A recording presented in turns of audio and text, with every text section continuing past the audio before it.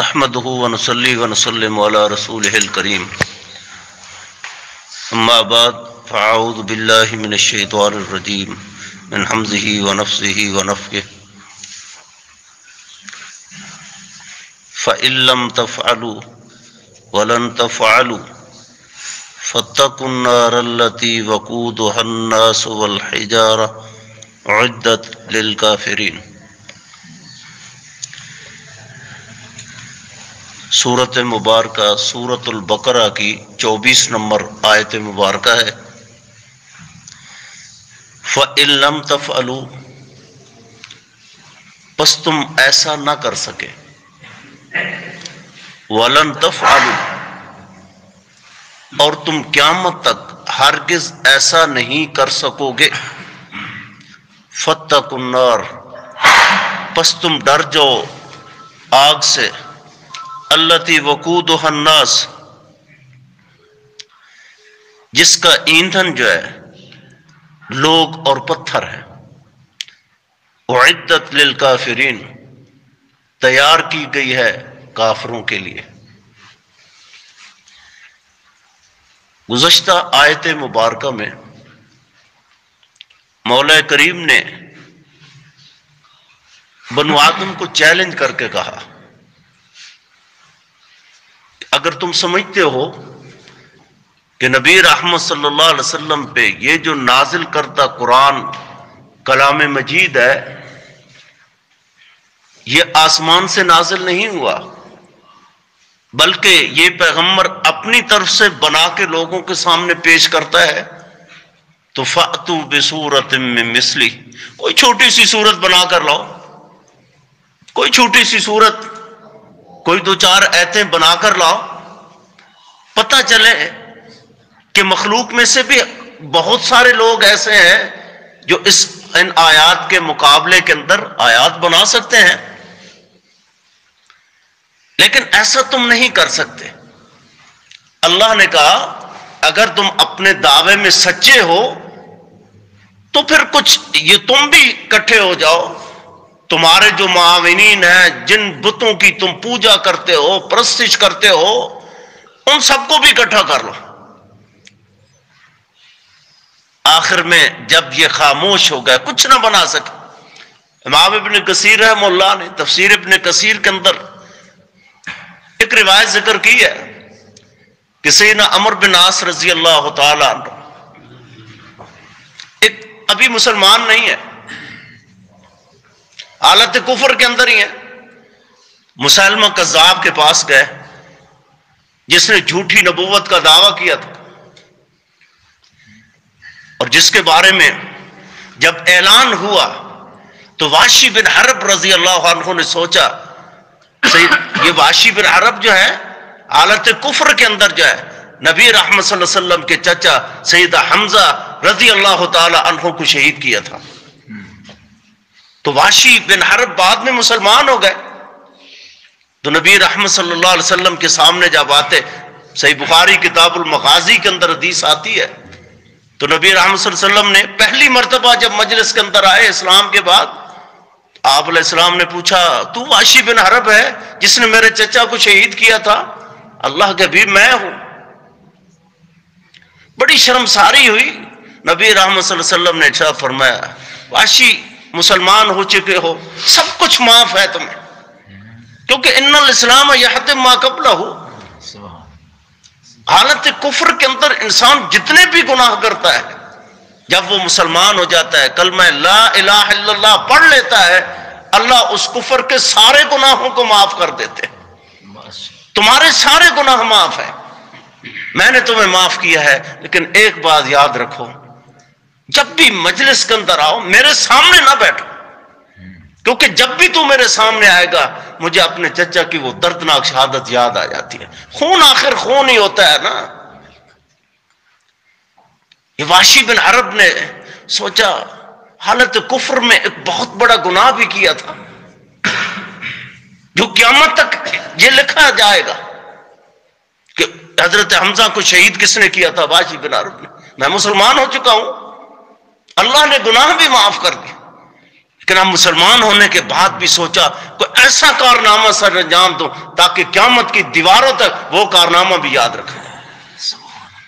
جب اعلان ہوا کہ مسلمہ کذاب کو کون قتل کرے گا، اس وقت وحشی بن حرب نے سوچا اگر میں اسے قتل کرتا ہوں، اس کی گردن کو تن سے جدا کرتا ہوں، تو قیامت تک یہ کارنامہ بھی اسلام کا جاری رہے گا، یہ بھی میرے نامہ اعمال میں لکھ دیا جائے گا۔ اس کی طاق میں رہا، جیسے اعلان ہوا اور وہاں سے مسلمہ گزرا، وحشی بن حرب نے حملہ کر کے اس کی گردن کو تن سے جدا کر دیا۔ یہ وحشی، یہ مسلمہ کذاب جو ہے، اس کی مجلس لگی ہے، عدالت لگی ہے۔ عمر بن عاص رضی اللہ تعالی عنہ آ گئے، اس وقت مسلمان نہیں ہے، تو مسلمہ کذاب نے عمر بن عاص سے پوچھا کوئی بتاؤ مدینے کی خبر، کوئی نئی تازی بتاؤ۔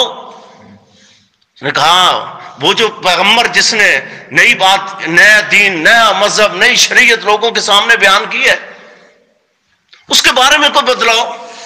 آج کل اس کی ایکٹیویٹیز کیا ہیں، مصروفیات کیا ہے، آج کل کون کون سے مسائل گھڑ کے لوگوں کو بتا رہا ہے۔ عمر بن عاص رضی اللہ تعالیٰ عنہ نے مختلف باتیں کہیں کہ وہ جو کلام اس پہ نازل ہوتا ہے وہ ایک معجزہ ہے۔ ایک چھوٹی سی سورۃ العصر پڑھی، والعصر ان الانسان لفی خسر الا الذین آمنوا وعملوا الصالحات وتواصوا بالحق وتواصوا بالصبر۔ یہ کتنی اعلیٰ سورت ہے، اس کے اندر اللہ نے کیا بیان کر فرمایا ہے۔ انشاءاللہ جب یہ سورت مبارکہ آئے گی تو اس کی تفصیلات ذکر کریں گے۔ بس اتنی بات یاد رکھے کہ امام شافعی رحمہ اللہ سکہ محدث امام کہتے تھے اگر اللہ کلام مجید کا کوئی لفظ نازل نہ کرتا، صرف یہی چھوٹی سی سورت نازل کر دیتا، تو انسان کی تربیت کے لیے، اصلاح کے لیے، دستور و منشور کے لیے یہی چھوٹی سی سورت کافی تھی، جس کو سورۃ العصر کہتے ہیں۔ آخر امام شافعی ایک محدث مجتہد امام اتنی بڑی بات کہہ رہا ہے، آخر اس کے اندر کون کون سے اللہ نے راز جو ہے وہ ذکر کیے ہیں، کون کون سے نقطے جو ہیں وہ ذکر کیے ہیں، کیسی تربیت اور اصلاح کا تذکرہ کیا ہوگا۔ اس نے کہا عمر یہ تو کوئی بات نہیں، میں آپ کو کلام اس کے مقابلے میں بنا کے دیتا ہوں۔ آپ نے کہا والعصر ان الانسان لفی خسر، کہتا ہے یا وبر یا وبر، اس کے مقابلے میں کلام بنا رہا ہے مسلمہ کذاب، یا وبر یا وبر، اے جنگل کے چوہے، اے جنگل کے چوہے، تمہارے صرف جو ہے یہ تمہارے کان ہیں اور یہ تمہارا سینہ ہے، اس کے علاوہ تو تمہارا کچھ بھی نہیں ہے۔ عمر بن عاص حالت کفر میں ہے، لیکن کہا مسلمہ جو تو نے مقابلے کے اندر کلام بنایا ہے نا، اس کلام کا وہ وزن نہیں ہے جو اس پر کلام نازل ہوتا ہے۔ اس کی مٹھاس ہی اور ہے، اس کی حلاوت ہی اور ہے، اس کی لطافت ہی اور ہے، اس کا تسجیع اور ہے، مسجع اور ہے، وزن ہی اور ہے۔ تو لوگوں نے اس کلام کے مقابلے میں کلام بنانے کی بڑی کوششیں کی ہیں، لیکن مضمون کوششیں تھی، یہ ناکام ہو گئی۔ قیامت کی دیواروں تک ان کا وجود نہیں ہے، یہ قیامت کے دن، یہ قیامت کی دیواروں تک اللہ کا یہ کلام جو ہے وہ جاری اور ساری رہے گا۔ اللہ رب العزت نے چیلنج کر کے کہا فَإِن لَمْ تَفْعَلُوا، یہ نقطے کی بات بھی یاد رکھیں، یہاں ان جو ہے یہ بھی شرطیہ ہے اور عامل ہے، اور لم جو ہے یہ بھی عامل ہے۔ کائنات کے اندر عامل پہ کبھی بھی نہیں داخل ہوا، لیکن اللہ نے یہاں داخل کر کے بتایا۔ ظاہر لفظوں میں تو یہ شرط لگتا ہے، لیکن معنی کے اندر جو ہے یہ زائدہ لگتا ہے، اس کا کوئی معنی نہیں بنتا۔ فَإِن لَمْ تَفْعَلُوا، اللہ نے کہا آپ اب تک تم ایسا نہیں کر سکے، بڑی کوششیں تم نے کی، بڑی محنتیں کی، بڑی تقویٰ کی، بڑی مجلسیں کی، بڑے اکٹھ کیے کہ اس کے مقابلے میں کوئی کلام بنا سکے، لیکن نہ بنا سکے۔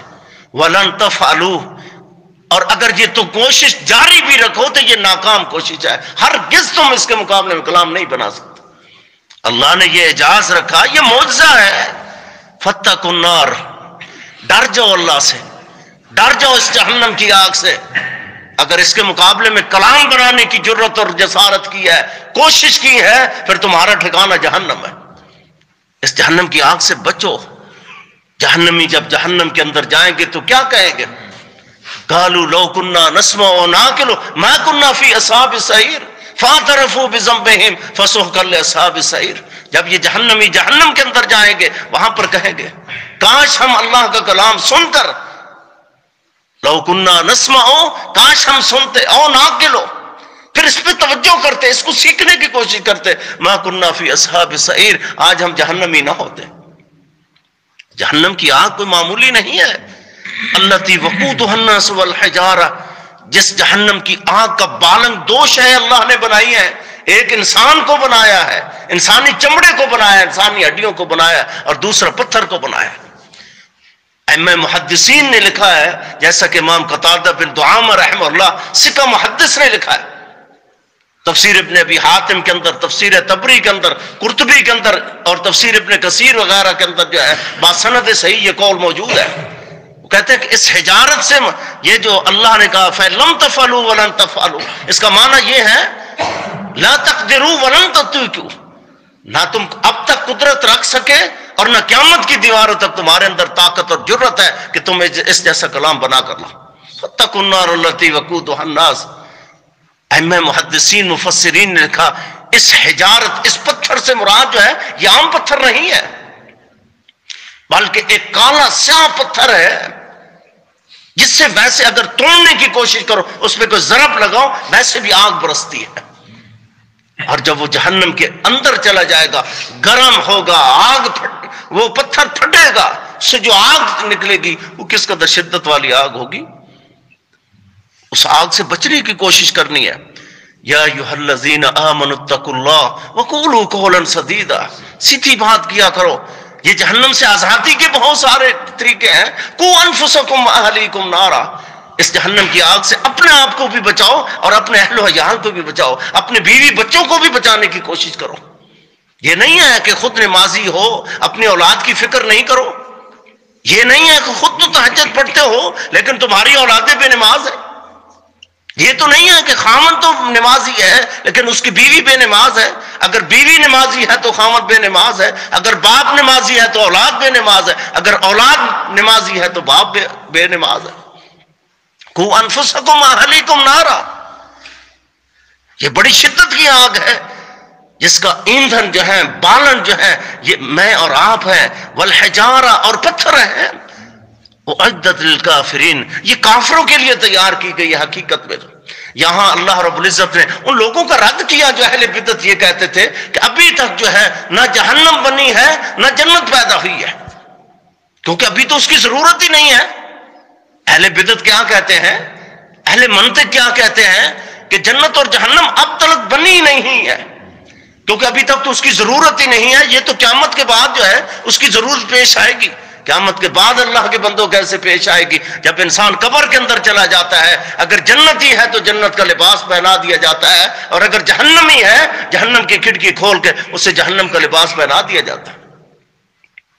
اور صرف کافر نہیں ہے، بعض کلمہ گو بھی جو ہے وہ جہنم کے اندر جائیں گے، جیسا کہ صحیح بخاری کے اندر حدیث آتی ہے، مسلم کے اندر آتی ہے، ابو داؤد، ترمذی، نسائی، ابن ماجہ، موطا کے اندر اور مسند احمد کے اندر بہت ساری کتب حدیث کے اندر آتی ہے. نبی رحمت صلی اللہ علیہ وسلم نے کیا فرمایا؟ ثلاثۃ، تین بد نصیب ایسے ہیں، بدبخت ایسے ہیں، لا یکلمہم اللہ یوم القیامۃ ولا ینظر الیہم ولا یزکیہم، قیامت کے دن نہ اللہ ان کی طرف دیکھے گا رحمت کی نگاہ سے، نہ ان سے کلام کرے گا، نہ ان کا تزکیہ کرے گا، وَلَهُمْ عَذَابٌ أَلِيمٌ، بلکہ ان کے لیے بڑا دردناک عذاب ہے، انتہائی دردناک قسم کا عذاب ہے ان کے لیے. ان میں سے پہلا شخص کون ہے؟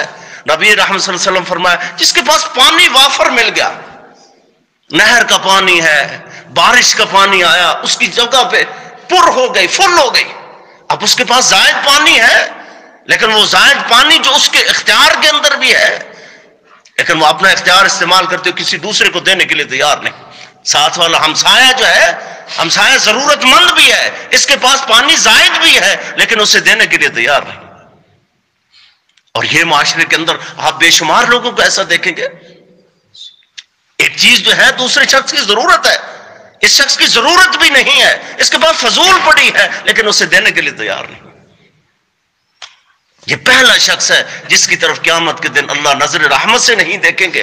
نہ اس سے کلام کریں گے، نہ اس کا تزکیہ فرمائیں گے، اس کے لیے بھی دردناک عذاب ہے۔ اور دوسرا شخص نبی رحمت صلی اللہ علیہ وسلم نے فرمایا، جو شخص عصر کے بعد کاروبار کرتا ہے، تجارت کرتا ہے، دکانداری کرتا ہے اور جھوٹی قسمیں کھا کر جو ہے وہ اپنا مال سیل کرنے کی کوشش کرتا ہے۔ عصر کا تذکرہ اس لیے اللہ رب نبی رحمت صلی اللہ علیہ وسلم نے کیا کیونکہ عصر کی نماز کے اندر جو ہے اللہ کے دونوں فرشتے جو ہیں وہ اکٹھے ہو جاتے ہیں، دن کی ڈیوٹی والے بھی اکٹھے ہو جاتے ہیں اور جو رات کی ڈیوٹی والے ہیں وہ بھی اکٹھے ہو جاتے ہیں۔ دن کی ڈیوٹی کرنے والے کو چھٹی ملنے والی ہے، وہ آسمان کی طرف جا رہے ہیں، اور جو رات کی ڈیوٹی کرنے والے ہیں وہ آسمان سے اتر رہے ہیں اور نمازیوں کو دیکھ رہے ہیں۔ اس لیے نبی رحمت صلی اللہ علیہ وسلم نے عصر کے وقت کی بات کی کہ عصر کے بعد جو شخص ایسے کرتا ہے، جھوٹی قسمیں کھا کر جو ہے وہ اپنا کاروبار کرنے کی کوشش کرتا ہے، قیامت کے دن جو ہے اللہ اس کی طرف سے نظر رحمت کی طرف سے بھی نہیں دیکھے گا، نہ اس سے کلام کرے گا، نہ اس کا تزکیہ کرے گا، نہ اسے پاک کرے گا، اور بلکہ اس کے لیے دردناک عذاب ہے۔